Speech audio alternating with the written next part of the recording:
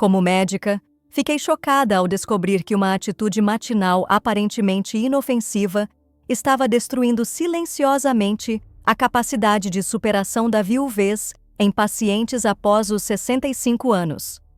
O que mais me impressionou foi perceber como algo tão comum, que fazemos quase automaticamente ao acordar, pode ser o gatilho que transforma a saudade natural em uma dor paralisante que se arrasta por anos. Durante décadas acompanhando pessoas enlutadas, sempre me intrigou porque algumas viúvas e viúvos conseguiam encontrar pequenos momentos de paz, mesmo na dor, enquanto outras permaneciam presas em um sofrimento que parecia se intensificar com o tempo. A resposta veio de forma inesperada através de uma paciente de 72 anos que perdeu o marido há 3 anos. Ela chegou ao consultório carregando um peso visível nos ombros. Seus olhos, antes brilhantes segundo as fotos que me mostrou, agora refletiam um vazio que parecia sugar toda a luz ao redor. Durante nossa conversa, ela mencionou algo que me fez questionar tudo o que eu pensava saber sobre o processo de luto na terceira idade. Esta senhora, vamos chamá-la de Maria, me contou detalhadamente sobre suas manhãs. Como acordava sempre no mesmo horário que acordava quando o esposo estava vivo. Como seus primeiros pensamentos eram sempre sobre ele. E então, ela me disse algo que mudou completamente minha compreensão sobre a dor da viuvez, algo sobre um hábito matinal que ela mantinha religiosamente desde o funeral. O que descobri naquele momento me fez repensar completamente minha abordagem com pacientes enlutados. Percebi que existe uma diferença fundamental entre honrar a memória de quem partiu e se manter prisioneiro de rituais que intensificam o sofrimento. A neurociência da tristeza revela que nosso cérebro, especialmente após os 60, pode ficar preso em padrões que perpetuam a dor em vez de permitir a cura gradual. Estudos sobre envelhecimento emocional mostram que a primeira hora após acordarmos é crucial para determinar nosso estado emocional durante todo o dia. Para pessoas que vivenciam luto, essa janela temporal pode se tornar uma armadilha que reforça diariamente a sensação de perda, transformando a saudade natural em um sofrimento crônico que rouba a possibilidade de dias mais leves. Se você perdeu seu companheiro ou companheira de uma vida e sente que as manhãs são o momento mais difícil do seu dia, se ao abrir os olhos a primeira sensação é de vazio no peito, se você mantém rituais matinais que faziam com seu parceiro e agora só trazem dor, precisa saber que essa atitude específica pode estar prolongando desnecessariamente seu sofrimento. Digite sim agora se você reconhece essa dor em sua vida. Se suas manhãs começam com um aperto no coração que parece nunca passar. Se você sente que está honrando a memória do seu amor, mas ao mesmo tempo se afogando em tristeza todos os dias. Maria chegou até mim 3 anos após perder João, seu marido de 45 anos de casamento. Ela me contou que nos primeiros meses após o funeral, amigos e familiares a cercaram com carinho, mas conforme o tempo passou, as visitas diminuíram e ela se viu completamente sozinha com sua dor. O que mais me chamou a atenção foi como ela descrevia suas manhãs. Todos os dias, Maria acordava às 6 da manhã, exatamente o mesmo horário que acordava quando João estava vivo. A primeira coisa que fazia era olhar para o lado da cama onde ele costumava dormir. Depois, caminhava até a cozinha e preparava café para 2 pessoas, como havia feito por décadas. Colocava 2 xícaras na mesa, 2 colheres, 2 fatias de pão na torradeira. Durante 20 minutos, ela permanecia sentada à mesa olhando para a cadeira vazia onde João se sentava. Bebia seu café em silêncio, deixando a 2ª xícara intocada até esfriar completamente. Só então recolhia tudo, jogava fora o café que havia preparado para ele e seguia com seu dia já carregando um peso imenso no peito. Maria acreditava sinceramente que estava honrando a memória do marido.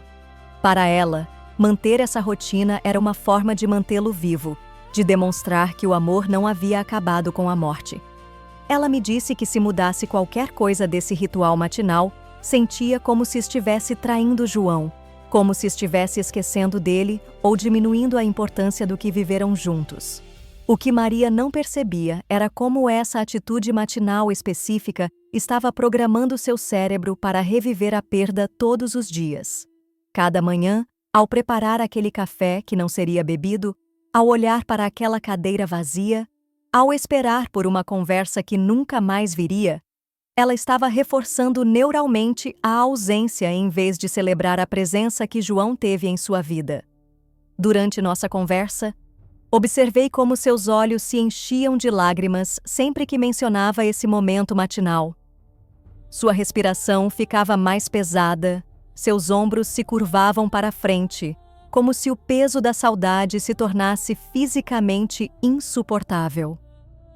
Era evidente que aqueles 20 minutos diários de contemplação da ausência estavam se transformando em 20 minutos de autotortura emocional.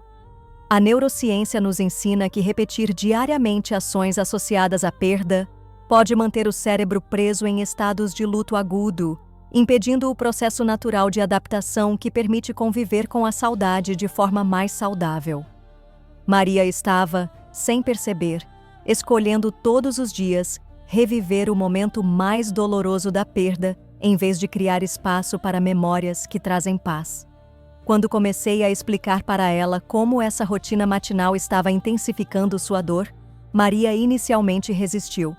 Como muitas pessoas em luto profundo, ela havia criado uma identidade em torno da tristeza, como se sofrer menos significasse amar menos. Precisei ajudá-la a entender que transformar a forma como começava seus dias não diminuiria seu amor por João, mas sim permitiria que esse amor se manifestasse de maneiras mais nutritivas para sua alma.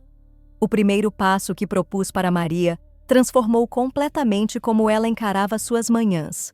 Em vez de acordar e imediatamente olhar para o lado vazio da cama, sugeri que ela criasse um novo ritual matinal que honrasse João de forma construtiva. A técnica se chama Conversa da Gratidão Matinal e funciona de uma maneira surpreendentemente poderosa para pessoas enlutadas.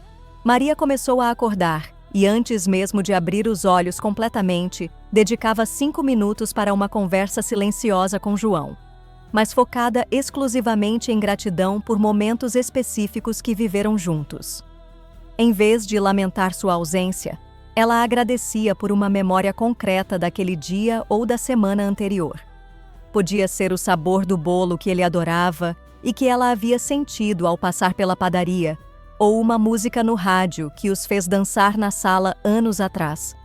A diferença neurológica entre focar na ausência e focar na gratidão por momentos vividos é extraordinária. Quando direcionamos nossa atenção matinal para memórias específicas carregadas de amor, nosso cérebro produz endorfinas naturais que criam uma sensação de conexão amorosa em vez de vazio doloroso. Maria descobriu que conseguia sentir João presente através das lembranças felizes em vez de ausente através da contemplação da perda. A segunda transformação veio com o ritual do café. Em vez de preparar 2 xícaras e enfrentar a cadeira vazia, Maria aprendeu a técnica que chamo de café da memória viva. Ela continuou acordando no mesmo horário, mas agora preparava apenas uma xícara, a sua. Enquanto o café passava, ela escolhia uma história que viveu com João para reviver mentalmente com todos os detalhes sensoriais possíveis. Podia ser a lembrança da primeira vez que tomaram café juntos, ou aquela manhã em que ele a surpreendeu com café na cama no aniversário de casamento, ou até mesmo as discussões bobas que tinham sobre café forte demais ou fraco demais. O importante era que durante esses momentos, Maria não estava contemplando o que perdeu, mas sim celebrando internamente o que ganhou ao lado dele durante 45 anos. Observei que quando Maria começou a praticar essas 2 técnicas matinais, sua postura física mudou visivelmente. Seus ombros não ficavam mais curvados logo pela manhã, sua respiração se tornava mais profunda e natural, e pela primeira vez em 3 anos, Ela conseguia sorrir ao falar de João sem que as lágrimas viessem imediatamente depois.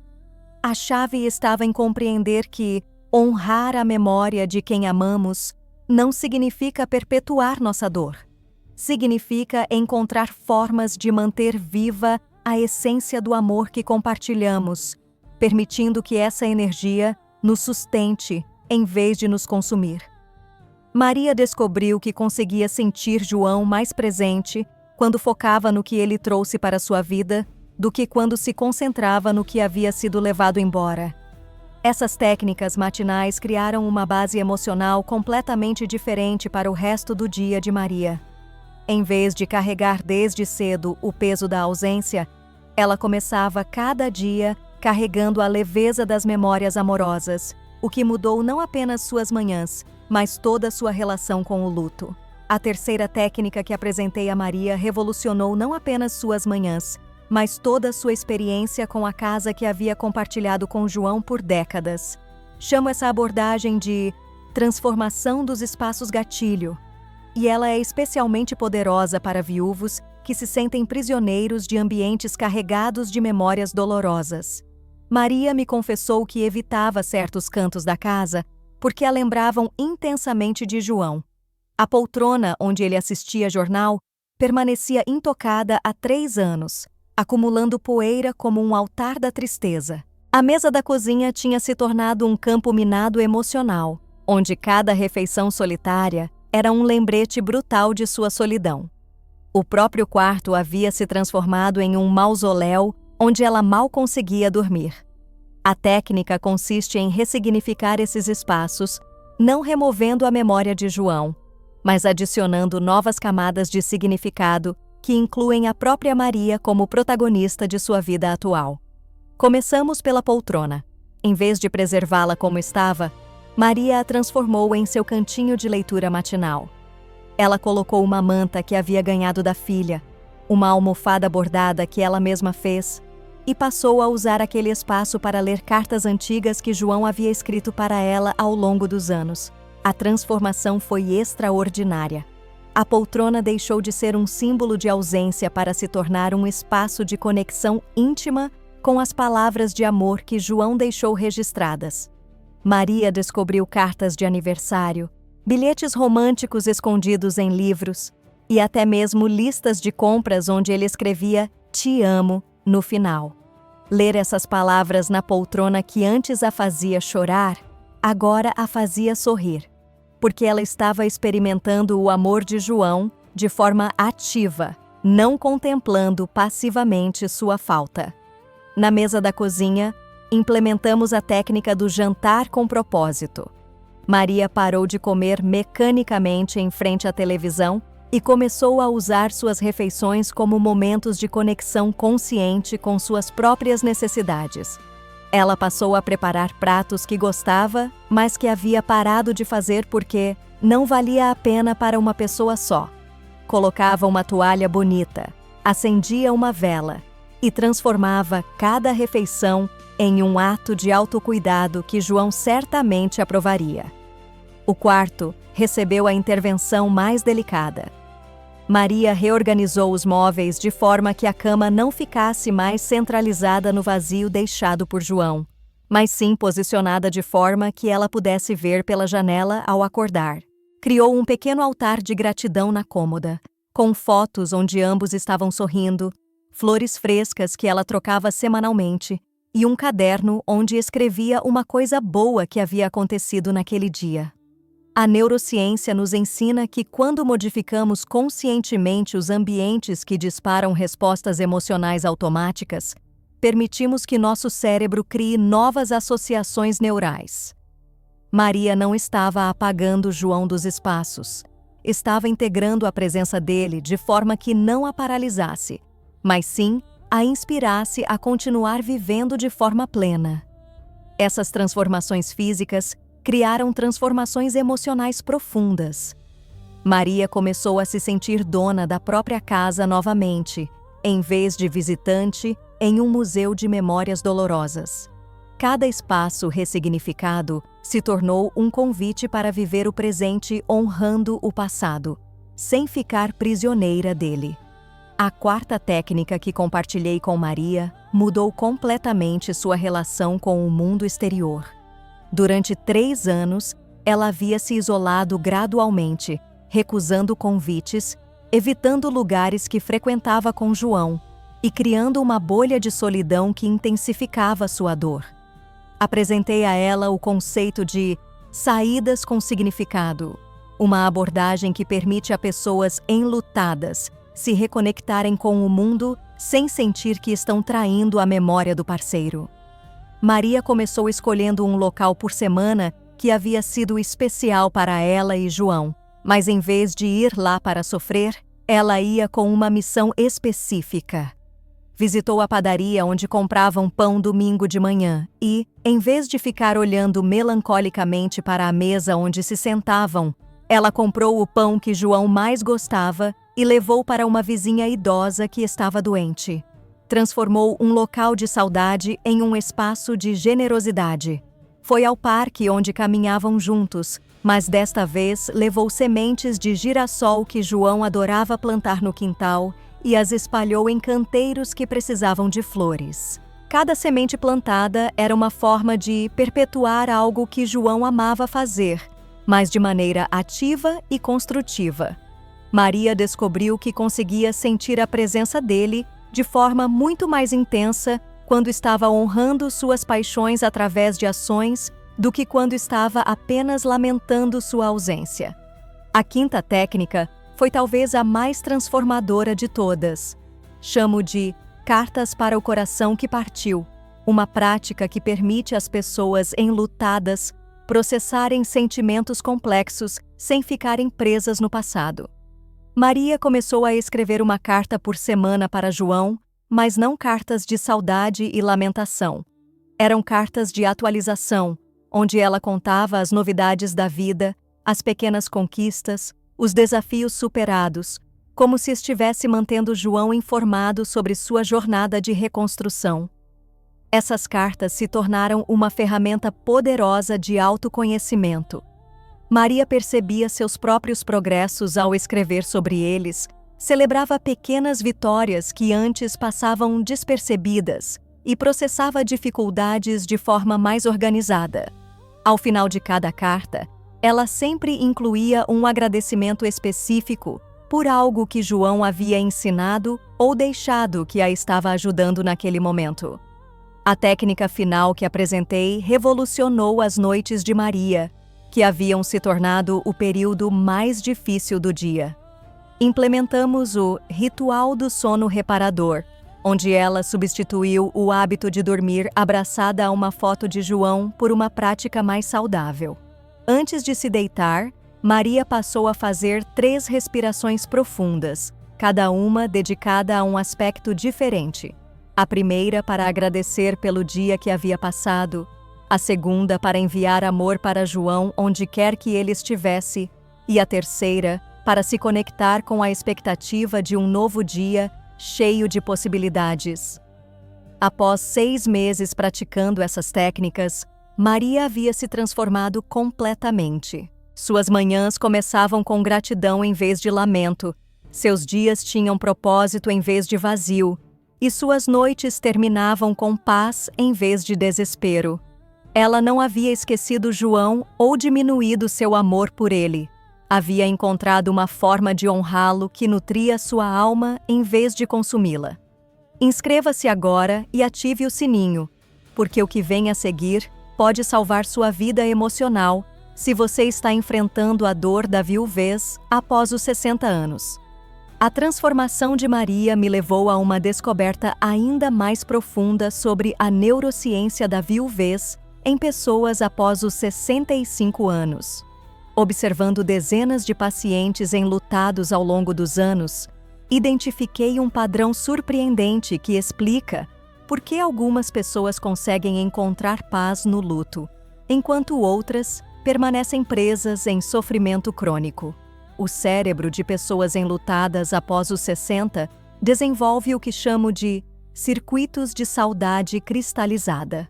Quando repetimos diariamente ações que nos conectam com a ausência do ente querido, estamos literalmente esculpindo caminhos neurais que se tornam cada vez mais profundos e difíceis de modificar. É como uma gota d'água que cai sempre no mesmo lugar da pedra, criando uma marca permanente. Maria havia criado, sem perceber, um sistema neural que a fazia reviver a perda todos os dias pela manhã.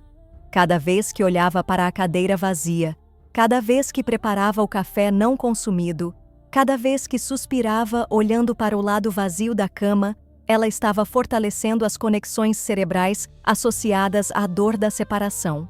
Seu cérebro havia se tornado um especialista em sofrer.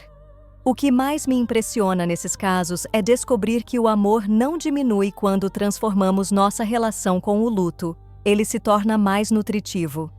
Maria aprendeu a diferença entre amar alguém que partiu e se punir pela partida dessa pessoa. Quando começou a honrar João através de ações que geravam bem-estar, em vez de sofrimento, ela descobriu que conseguia sentir a presença dele de forma muito mais intensa e reconfortante. Pesquisas recentes sobre neuroplasticidade em idosos mostram que mesmo após os 70 anos, é possível reestruturar padrões cerebrais estabelecidos há anos, desde que sejamos consistentes e intencionais nas novas práticas. Maria provou isso na própria pele. Aos 72 anos, ela conseguiu reprogramar 3 anos de condicionamento neural destrutivo em questão de meses. A chave está em compreender que o luto saudável não significa esquecer ou parar de amar. Significa encontrar formas de carregar esse amor que nos fortalecem em vez de nos enfraquecerem. Significa transformar a saudade de uma força que nos paralisa em uma energia que nos impulsiona a viver de forma que honre quem partiu. Durante nosso acompanhamento, observei como Maria foi gradualmente recuperando sua identidade individual, algo que havia se perdido durante 45 anos de casamento e 3 anos de luto intenso. Ela redescobriu gostos pessoais, retomou hobbies que havia abandonado e, mais importante, encontrou formas de ser feliz que não dependiam da presença física de João. Hoje, 2 anos depois de nossa primeira conversa, Maria ainda sente saudade de João todos os dias, mas essa saudade se transformou em um sentimento doce, que a conecta com os melhores momentos que viveram juntos, em vez de uma dor lancinante que a desconecta da vida presente. Compartilhe agora com alguém que precisa ouvir isso hoje, porque talvez você conheça uma pessoa que está sofrendo desnecessariamente, mantendo rituais matinais que intensificam o luto em vez de curá-lo. Para pessoas que, como Maria, enfrentam a viuvez após os 60 e reconhecem que suas manhãs se tornaram um ritual de sofrimento, desenvolvi um protocolo completo que pode ser implementado gradualmente, respeitando o tempo emocional de cada pessoa. É importante entender que transformar padrões de luto cristalizados requer paciência e autocompaixão. O primeiro elemento é criar um plano de emergência emocional para os dias mais difíceis. Mesmo depois de implementar as técnicas matinais, Maria ainda enfrentava manhãs onde a dor da ausência era avassaladora. Para esses momentos, criamos uma sequência específica. Ao invés de se entregar completamente ao sofrimento, ela ligava para uma amiga específica que havia perdido o marido anos antes e já havia encontrado paz no luto, ou saía de casa para caminhar até a igreja do bairro, onde se permitia chorar em um ambiente acolhedor. O segundo elemento envolve reestruturar gradualmente todos os rituais domésticos que haviam se tornado gatilhos de tristeza. Maria mapeou todos os momentos do dia em que sentia o coração apertar pela ausência de João. Ao fazer compras e não saber se deveria comprar os biscoitos que ele gostava, ao assistir televisão e automaticamente olhar para o lado esperando um comentário dele, ao escutar uma música romântica e sentir um vazio no estômago. Para cada situação identificada, criamos uma resposta alternativa que honrasse a memória sem perpetuar o sofrimento. Ao fazer compras, Maria passou a comprar os biscoitos preferidos de João e levá-los para um asilo próximo, sabendo que ele ficaria feliz em saber que estava alimentando outros idosos. Ao assistir televisão, em vez de olhar para o espaço vazio, ela passou a fazer comentários em voz alta, mantendo vivo o hábito de conversar sobre os programas, mas agora falando diretamente com João em pensamento. O terceiro elemento crucial é estabelecer uma nova rotina de autocuidado que inclua atividades que tragam prazer genuíno.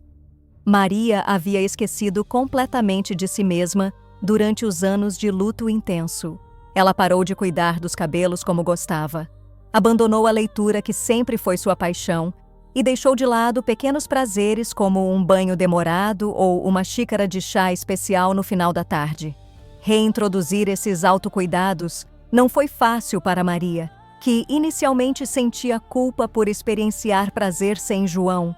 Precisamos trabalhar juntas a compreensão de que cuidar bem de si mesma era a melhor forma de honrar o homem que havia passado 45 anos se preocupando com seu bem-estar.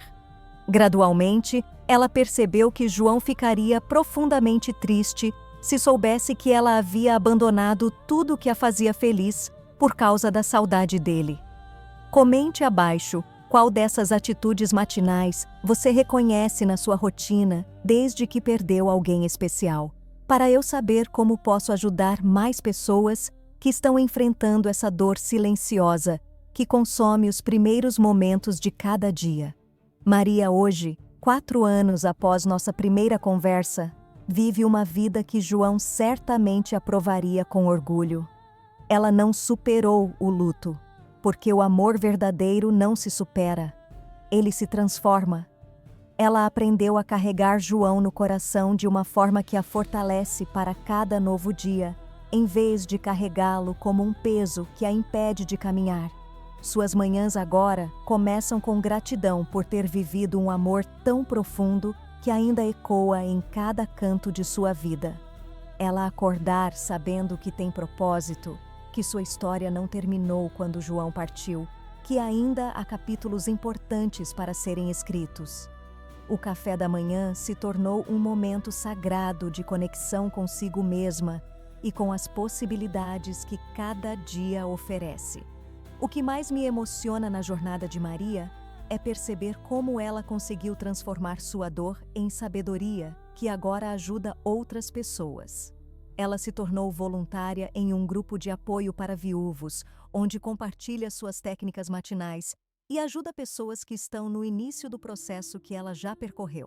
Maria descobriu que sua experiência com o luto, por mais dolorosa que tenha sido, lhe deu uma capacidade única de acolher e orientar outros corações feridos. Se você se reconheceu na história de Maria, se suas manhãs têm sido um martírio diário de saudade que parece não ter fim, quero que saiba que sua dor é válida e compreensível, mas não precisa ser eterna. Existe uma diferença entre honrar quem partiu e se manter prisioneiro de rituais que perpetuam sofrimento desnecessário. A transformação não acontece da noite para o dia, e haverá manhãs difíceis mesmo depois de implementar as técnicas.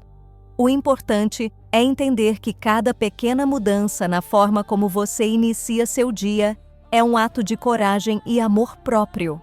Cada morning que você escolhe focar na gratidão em vez da ausência, você está criando espaço para que o amor continue fluindo em sua vida de formas nutritivas. Seu ente querido não gostaria de saber que você está se torturando todos os dias em nome do amor que compartilharam. Aquele amor foi um presente que deve ser honrado através de uma vida vivida com propósito, não através de um sofrimento que não leva a lugar algum. Você merece manhãs que comecem com esperança. E isso não diminui em nada o amor que sente por quem partiu. A viuvez após os 60 não é o fim da sua história. É o início de um capítulo diferente que pode ser escrito com sabedoria, gratidão e a certeza de que o amor verdadeiro nunca morre, apenas se transforma em formas mais sutis e eternas de presença. 3 coisas antes de você ir. Primeira, se este vídeo tocou seu coração e você reconhece que precisa transformar suas manhãs, deixe seu like agora. Segunda, inscreva-se porque toda semana trago formas práticas de encontrar paz no luto depois dos 60. Terceira, assista este próximo vídeo que aparece na tela, onde revelo o maior erro que pessoas enlutadas cometem ao tentar ser fortes diante da família.